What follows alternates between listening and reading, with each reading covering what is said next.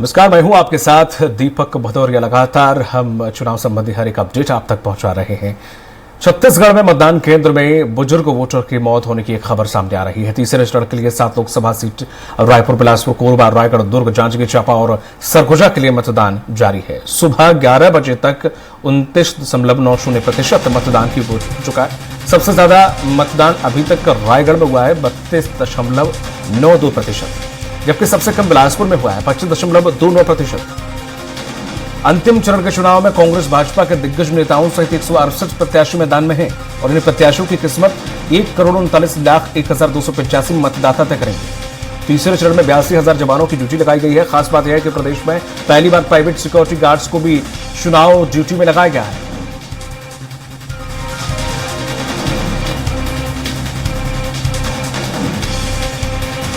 सुबह 11 बजे तक 29.90% वोटिंग छत्तीसगढ़ में हो चुकी है।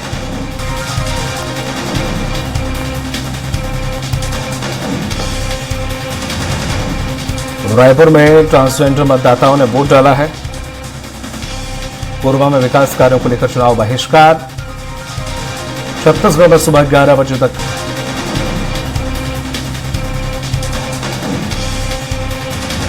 छत्तीसगढ़ में सुबह 11 बजकर कुछ मिनट के बाद जब ये आंकड़े सामने आए तो तकरीबन 30% वोट हो चुका है कंप्लीट।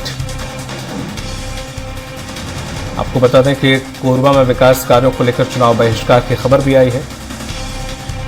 29.90 यानी तकरीबन 30% तक वोटिंग हो चुकी है। एक आंकड़ा ठीक ठाक है ये, अगर देखा जाए पिछली बार से थोड़ा ज्यादा है, लेकिन हाँ इस बार वोटिंग परसेंट पहले से बेहतर है।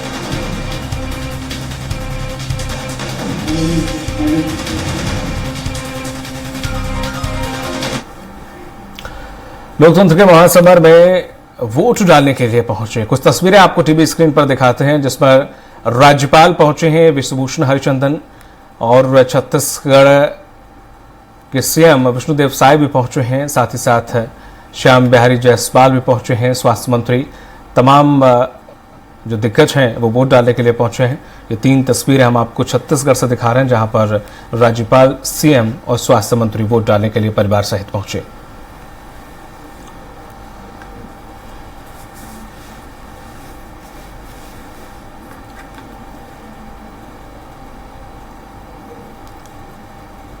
लोकतंत्र का महासमर में हर कोई वोट डालने के लिए पहुंच रहा है, जिसमें ये 3 लोगों की तस्वीरें सामने, एक में राज्यपाल है, एक में सीएम है और एक में स्वास्थ्य मंत्री छत्तीसगढ़ से।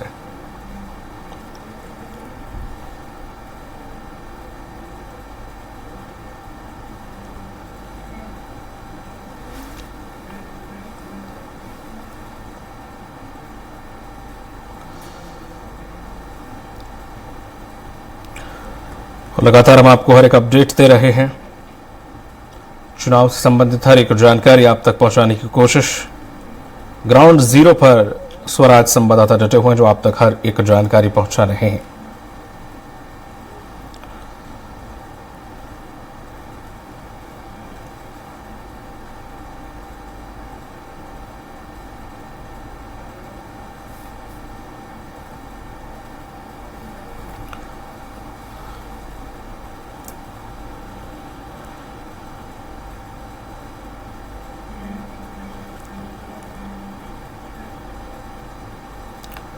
और अधिक जानकारी करने के लिए, चर्चा में जुड़ने के लिए हमारे साथ कांग्रेस प्रवक्ता, बीजेपी प्रवक्ता सुनील चौधरी और रूपेश दुबे भी जुड़ गए हैं। आप दोनों लोगों का स्वराज एक्सप्रेस में बहुत बहुत स्वागत है। सबसे पहले रूपेश दुबे जी, आपसे सवाल। वोटिंग परसेंट काफी अच्छा है और तीसरे फेज में भी काफी अच्छा रहा है, छत्तीसगढ़ में ठीक ठाक जा रहा है, और आखिर इसके पीछे की वजह क्या है और वोटिंग परसेंट अगर बढ़ता है तो फायदा किसे मिलेगा? ये इसका आंसर मैं आपसे लूंगा, लेकिन उससे पहले हमारे सहयोगी जुड़ गए हैं। दिलीप, क्या कुछ अपडेट? जी, हाँ जी, बता दें कि छत्तीसगढ़ में तीसरे चरण का जो मतदान है वो जारी है और सुबह से ही देख रहे हैं कि खासकर में ग्रामीण क्षेत्रों में लगातार हम लोग दौरे कर रहे हैं। दुर्ग लोकसभा के अंतर्गत चाहे पाटन विधानसभा क्षेत्र के अंतर्गत अभी जो गांव है पांदा, वहां पहुंचे और पांदा में भी देख सकते हैं दोपहर के करीब 1:30 बज रहे हैं और पूरे अभी भी मतदाताओं की खासी लंबी लाइन है। तस्वीर में नजर आ रही है, काफी बड़ी तादाद में महिलाएं देख सकती हैं बैठी हुई है और अपनी बारी का इंतजार कर रही है। काफी शांतिपूर्ण ढंग से मतदान यहाँ चल रहा है और अभी तक करीब 36% के आसपास मतदान हो गया है, जो जानकारी मिली है 1 बजे तक की जो स्थिति है।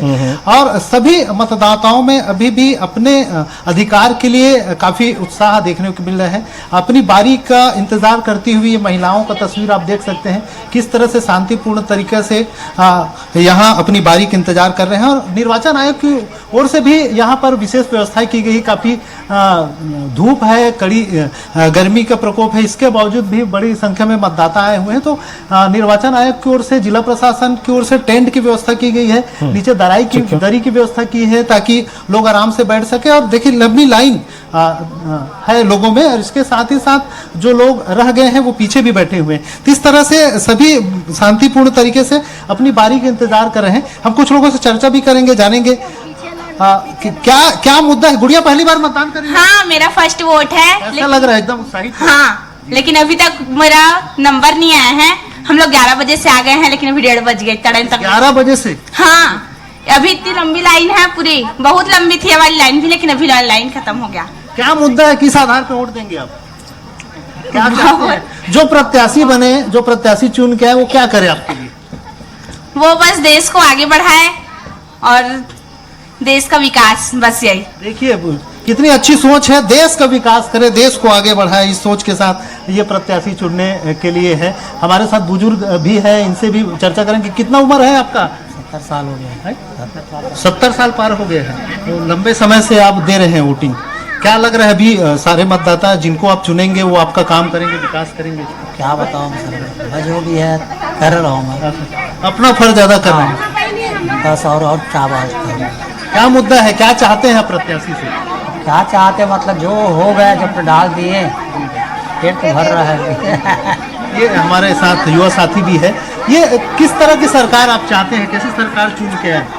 11 बजे ये देख सकते हैं कि अलग अलग स्तर पर, हालांकि गांव के लोग हैं, थोड़े से बोलने से बचती है महिलाएं, बात करेंगे। मैं और भी किस तरह की सरकार आप चाहती है कि चुन के आए, जो शिक्षा की अच्छी से व्यवस्था कर सके, गांव में हॉस्पिटल की अच्छा से व्यवस्था हो, बाहर इलाज कराने ना जाए, गांव के लोग यहीं इलाज कराएं। बस मैं यही चाहती हूँ, गांव में अच्छी शिक्षा हो और स्वास्थ्य की अच्छी व्यवस्था हो। बिल्कुल दिलीप, मैं और भी जानकारी आपसे लूंगा, पल पल के अपडेट आपसे लेता रहूंगा। हमारे साथ प्रवक्ता जुड़े हुए हैं बीजेपी और कांग्रेस के, लगातार अपडेट बीच बीच में आपसे मैं लेता रहूंगा, नजर बनाए रखिएगा। बहुत बहुत शुक्रिया आपका। रूपेश जी, जिस तरह से वोटिंग परसेंट ठीक ठाक चल रहा है छत्तीसगढ़ के अंदर, ठीक ठाक से थोड़ा सा बढ़कर है, ऐसे में ज्यादा वोटिंग होती है या एवरेज वोटिंग होती है? क्या अपेक्षा लगाए बैठी है? ज्यादा वोटिंग होती है तो हमेशा ये कहा जाता है सत्ता पक्ष को लाभ होता है। नमस्कार। देखिए, जिस प्रकार से भारतीय लोकतंत्र में एक खूबसूरती है, तो भारतीय लोकतंत्र पर जिस प्रकार से आम जनता विश्वास कर रही है और बढ़ चढ़ कर मतदान में हिस्सा ले रही है, तो उन सभी मतदाताओं का हम हृदय से आभार व्यक्त करते हैं। जिस प्रकार से देश में महंगाई, बेरोजगारी बढ़ी हुई है, आम जनता परेशान है, व्यापारी जीएसटी से परेशान है, और छत्तीसगढ़ में जिस प्रकार से 4-5 महीने की सरकार है और उसके बाद वो अपने पहला कैबिनेट का निर्णय प्रधानमंत्री आवास योजना के अंतर्गत भी आम जनता को राशि देने में डबल इंजन की सरकार विफल है। ऐसी स्थिति में और जिस प्रकार से चावल छत्तीसगढ़ कांग्रेस सरकार थी, उस समय जो वितरण किया जाता था उसमें भी भाजपा कटौती करने की मानसिकता बनाई हुई है। इन सबसे छत्तीसगढ़ की मतदाता भाजपा से रुष्ट हैं और स्पष्ट रूप से 11 के 11 सीटों में कांग्रेस के पक्ष में मतदान करने का आतुर मंशा से आम जनता मतदान केंद्रों में जा रहे हैं ताकि भाजपा को सबक सिखा सके। रूपेश जी, जिस तरह से आपने कहा कि महंगाई है और साथ ही साथ बेरोजगारी है, ये जनता को कौन बताएगा? जनता को एहसास नहीं होता। 2014 में जब कांग्रेस की सरकार देश में थी तो इन्होंने ये बड़ा ढिंढोरा पीट के 300 रुपए का सिलेंडर भी लोगों को ये जता दिया था कि बहुत महंगा है। और आप कमाल की बात है कि 1200 रुपए का और 1100 रुपए का सिलेंडर भी नहीं जता पाए जनता को कि महंगा है। सर टीवी स्क्रीन पर या ट्विटर पर बैठ के राजनीति जो आजकल चलन कांग्रेस में चल रहा है वो कहां तक सही है? जब तक आप आंदोलन नहीं करेंगे, जमीन में नहीं निकलेंगे, आप लोगों को एहसास नहीं कराएंगे कि महंगाई है, बेरोजगारी है, तमाम तरीके के मुद्दे उस जनता के सामने रखें, उसे एहसास नहीं होगा। और इसमें आप विफल ही रहे हैं। बिल्कुल, छत्तीसगढ़ में कांग्रेस सशक्त विपक्ष की भूमिका निभाई है। रेल परिवहन जिस प्रकार से बाधित करके इन्होंने व्यापारी वर्ग को और अपने पूंजीपति मित्रों को कोल परिवहन के लिए रेलवे में यात्री ट्रेनों को बाधित कर माल वाहकों को, माल गाड़ियों को ये प्रश्रय दे रहे हैं, उसी प्रकार से जिस प्रकार से महंगाई के लिए, बेरोजगारी के लिए कांग्रेस लगातार आंदोलन कर रही है। आम जनता कांग्रेस के आंदोलन से जुड़ी हुई है और भाजपाइयों के हवाइयां उड़ी हुई है। इस चुनाव में निश्चित रूप से छत्तीसगढ़ की 11 की 11 सीटों में कांग्रेस के पक्ष में आम जनता मतदान करके भाजपा को सबक सिखाएगी। ठीक है सुनील जी, जिस तरह से कांग्रेस प्रवक्ता रूपेश जी का कहना है कि बेरोजगारी है, महंगाई है और तमाम सारी चीजें उन्होंने गिनाई, लेकिन अपने दामन में थोड़ा सा झांक के नहीं देखा। इन्हें 5 साल दिए गए थे और 5 सालों में शायद जनता इनसे खुश नहीं हो पाई या पता नहीं कहां कमी रह गई, जो कि आज ही विपक्ष में आज बगल वाली कुर्सी पर बैठे हुए हैं। सवाल ये खड़ा होता है कि कितनी संभावना है और जनता आखिर क्यों बीजेपी को चुने, इसके पीछे की वजह। सबसे पहले तो मैं मतदाता भाइयों बहनों से निवेदन करता हूं कि यदि आपने अभी तक मतदान नहीं किया है तो सबसे पहले आप मतदान करने के लिए जाए। भारतीय जनता पार्टी परिवार आपसे आग्रह निवेदन करता है कि राष्ट्र हित के लिए आप मतदान करें, क्योंकि यह भी एक आपका राष्ट्रीय धर्म है और उसका पालन अवश्य करें। देखिए, मैं इस पर उनसे बोलना चाहता हूँ कि कांग्रेस अभी मति भ्रम का शिकार है। मैं तो आज ये मेरी पहली डिबेट है, जबकि मैं चुनाव में लगातार सुबह से डिबेट करता हूँ। मैं सुबह से मतदान केंद्र में था, अपने क्षेत्र में था, मैंने अपने कार्यकर्ता धर्म का निर्वहन किया है। अभी लगभग 1 बजे तक के मैं धूप में घर घर घूमता रहा और मतदान केंद्र में मैंने देखा कांग्रेस के पंडाल में लोग नहीं जा रहे हैं, कांग्रेस के पंडाल में कोई बचा नहीं है।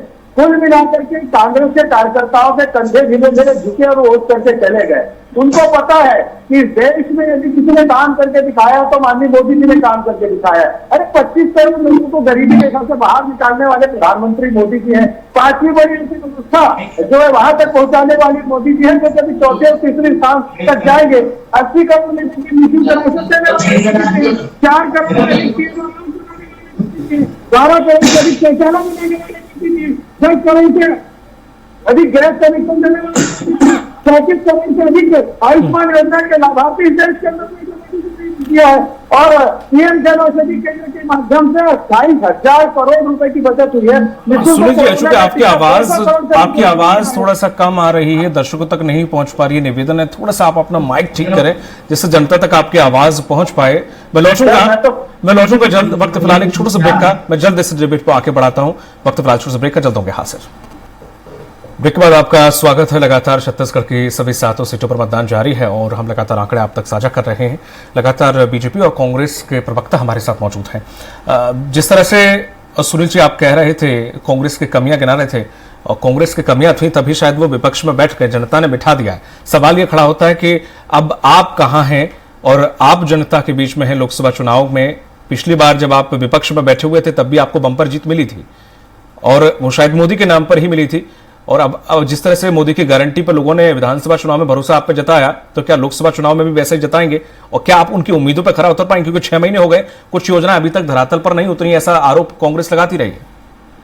मैं तो, मेरी आवाज आ रही है?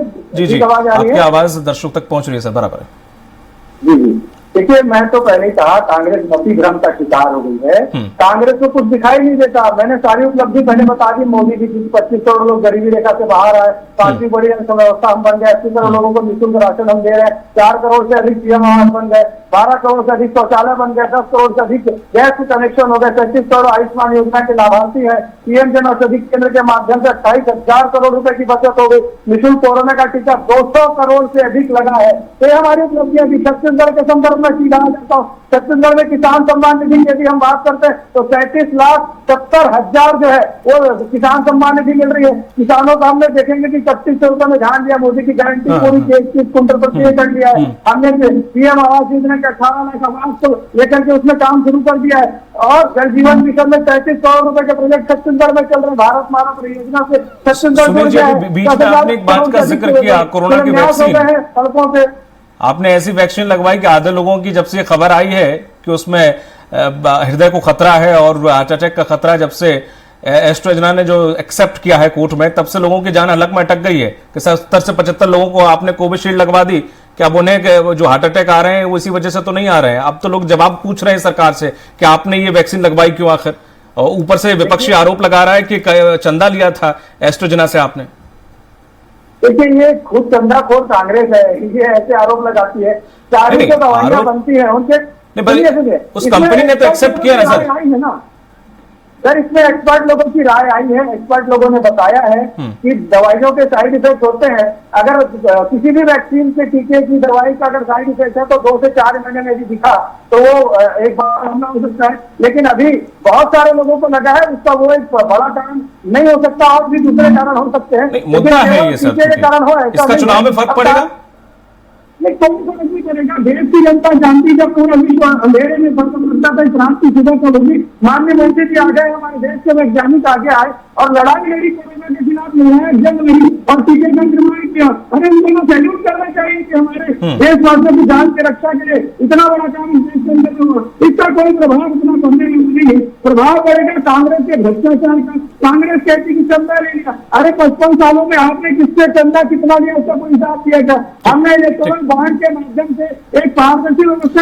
सर उत्तर छोटे छोटे रखिए, सुनील जी उत्तर छोटे छोटे रखििए प्लीज, तो समय मिल पाएगा दोनों वक्ताओं को। छत्तीसगढ़ में मोदी की गारंटी और माननीय विष्णुदेव साय जी का सुशासन है, और उसके कारण छत्तीसगढ़ की जनता स्पष्ट रूप से भारतीय जनता पार्टी के पक्ष में वोट देगी। भगवान राम का दिव्य भव्य मंदिर का निर्माण हुआ है। भगवान राम का नैहार कांग्रेस भाजपा के पक्ष में आएगी। बिल्कुल सर। रुपेश जी, जिस तरह से आप बैठे हैं, काउंटर नहीं कर रहे हैं, बड़ा ये तो आपकी ये सरलता है या फिर कुछ कमी है कहीं ना कहीं। अभी देखें जिस तरह से इंटरनेशनल मुद्दा बड़ा उठा, जिसमें चाहे वो मालदीव हो, चाहे वो श्रीलंका हो, चाहे वो भूटान हो, तमाम विदेश नीति हमारी फेल साबित हुई है। सब हमें आंखें दिखा रहे हैं, सब हमसे दूर जा रहे हैं। तमाम अंतर्राष्ट्रीय मुद्दे आए जिसे आप पकड़ सकते थे, उठा सकते थे कि हम कहाँ खड़े हैं, हम कहाँ एडजस्ट करते हैं। यूरोप हमसे मुड़ रहा है, साथ ही साथ हमसे रूस खफा हो रहा है। तमाम सारी गतिविधियां देखने को मिली इस दरमियान। हमने कहीं ये मुद्दा ही नहीं उठाया। हमने लोकसभा चुनाव में कहीं इस चीज का जिक्र ही नहीं किया कि हम कहां स्टैंड कर रहे हैं। देखिए, जिस प्रकार से कांग्रेस लोकसभा चुनाव में 5 न्याय 25 गारंटी के साथ आम जनता के बीच में गई है, और ये वही भाजपा है चौथा चना बाजे घना के तर्ज पे चलती है।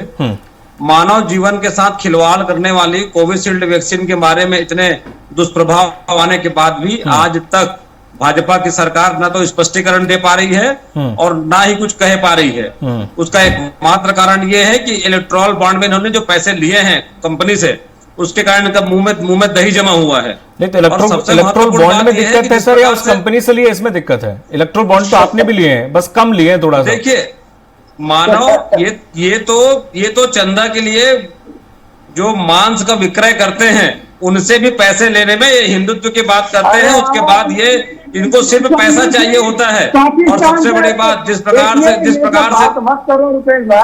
देखिए, तकलीफ इनको होती है, सच्चाई सुनने में तकलीफ ही होती है। हल्ला करने से सच्चाई छुप नहीं जाएगी। नहीं तो आपकी सरकार में मांस उसके बाद आपको पाबंदी होगा अपनी बात को रखना। क्यों सर? रुपेश, जिस प्रकार से 25 करोड़ लोगों को बेरोजगार गरीबी रेखा से ऊपर उठाने की बात करती है, ये वही सरकार है विरोधाभासी कथन करते हुए 80 करोड़ लोगों को निःशुल्क भोजन देने की बात। ठीक है रुपेश जी, थोड़ा सा प्रश्न भी अच्छे से नहीं कर पा रहे हैं, थोड़ा सा मुझे लगता है स्टडी की जरूरत ज्यादा है। जिस तरह से सुनील जी, मुद्दा ये नहीं है कि विपक्ष कितना हावी हो पा रहा है या नहीं हो पा रहा है, क्योंकि आप जिस तरह से कुछ आपके नेता जाके बोलते हैं कि हमें 400 पार कराओ, उसके बाद हम पूरी तरह सत्ता में आ जाएंगे, हम संशोधन करेंगे संविधान में, तमाम तरह के ऐसे सवाल खड़े किए हैं। उसके बाद हालांकि बीजेपी ने उनसे किनारा कर लिया कि ये बीजेपी की विचारधारा नहीं है, ना ये बीजेपी की मेंटेलिटी है, लेकिन फिर भी आपके नेता इस प्रकार के स्टेटमेंट क्यों दे रहे हैं? आखिर क्यों दिए? क्या इसके पीछे कोई मंशा है ऐसी? बहुत अच्छा प्रश्न किया आपने। मैं इस प्रश्न में बिल्कुल आना चाहता था। मैं पूछा को चाहता हूँ कि इस पर चर्चा देश के अंदर होनी चाहिए। 80 बार संविधान संशोधन कांग्रेस ने किया, और 30वें संशोधन में आपातकाल तो कहीं पर भी न्यायालय में चुनौती नहीं दी जा सकती। ये संशोधन कांग्रेस ने किया और उसके बाद 42वें संशोधन में धर्मनिरपेक्षता शब्द जो है वो जोड़ दिया गया। तो लगातार संविधान की मूल आत्मा के साथ यदि खिलवाड़ किसी ने किया तो कांग्रेस पार्टी ने किया। अरे जब हम संविधान संशोधन करते हैं तो हम महिलाओं को 33% आरक्षण देते हैं, हम जो है 10% पिछड़े जो आर्थिक रूप से सामाजिक रूप से सामान्य वर्ग के पिछड़े उनको आरक्षण देने की बात करते हैं। हम जो संविधान संशोधन करते हैं उसमें कहीं ना कहीं भारतीयता होती है, लेकिन ये कांग्रेसी जो करते हैं उसमें कहीं ना कहीं अंग्रेजों का प्रभाव नजर आता है। और हम संविधान संशोधन की बात करते हैं बदलने के लिए स्पष्ट रूप से हमारे प्रधानमंत्री जी ने कहा है कि संविधान जो है वो देश में कोई नहीं बदल सकता और SC ST और किसी के आरक्षण पर भी कोई प्रश्न नहीं उठा सकता। सुनील जी, छोटा संक्षेप में धर्म के आधार पर आरक्षण दे रही है, इसी में आरक्षण दे रही है, SC ST और किसी के जो आरक्षण है उस पर जाकर के डाकर ये हमको संविधान की बात सिखाई है। ठीक, समय का अभाव है। एक लास्ट में सवाल मैं ले लेता हूं रुपेश जी से। रुपेश जी, आपके लिए अच्छी खबर है, बुरी खबर मुझे नहीं पता, पर राधिका खेड़ा जी ने बीजेपी ज्वाइन कर लिया है। एक नया अपडेट मैं आपको बता दूं। अब जिस तरह से महिलाओं की इज्जत का अगर घर में ही इस तरह से अगर बखेड़ा चुनाव के वक्त खड़ा हो तो एक बार असर तो पड़ता है सर वोटिंग पे। महिलाओं की इज्जत के संबंध में कोई बात नहीं है। राधिका खेड़ा के अपने खुद के विरोधाभासी कथन है। वो एक भाजपा से सुनियोजित साजिश के तहत उन्होंने इसके पथकथा लिखी और उन्होंने कहा कि जिस प्रकार से पहले कहा कि मुझसे मेरे साथ दुर्व्यवहार हुआ है, उसके बाद तो भगवान राम और रामलला के दर्शन की बात करी है। राधिका खेड़ा जी भाजपा की रिमोट कंट्रोल ग्रुप में चलती रही है और देखिए तत्काल उन्होंने इस्तीफा दिया और तीसरे दिन आज भाजपा प्रवेश कर ली और भाजपा के नीतियों से भाजपा से ओतप्रोत रह करके काम करती रही। इसलिए लगातार मिथ्या और अनलगर आरोप प्रदेश कांग्रेस कमेटी के हमारे सुशील शुक्ला जी के ऊपर लगाते रहे। एक भी आरोप उनका कोई प्रमाणित नहीं हुआ। झूठी बातें ज्यादा देर नहीं चलती, ये आज प्रमाणित हो गया। थोड़ा सा आकलन करने की जरूरत है और अगर ये आकलन नहीं किया गया, कांग्रेस आत्ममंथन नहीं कर रही है या नहीं किया, या फिर इस बार इलेक्शन में जो आप टारगेट छूने की कोशिश कर रहे हैं अगर उसे टच नहीं कर पाए तो मुझे नहीं लगता कि आने वाले 5 सालों में आपकी भी हालत कांग्रेस की कुछ वैसी हो जैसे उत्तर प्रदेश में है।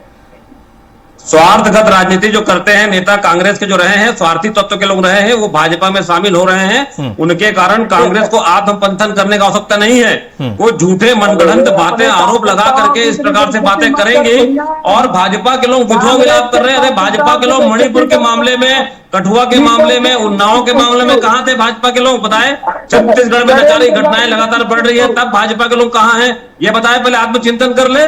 इनके भाजपा में खुद के चाल चरित्र चेहरा देखें और जिस प्रकार से मणिपुर की घटना हुई, पहलवान बेटियों पर अत्याचार हुए, न्याय की गुहार लगाती रही, भाजपा का एक नेता बोलने की स्थिति में नहीं था।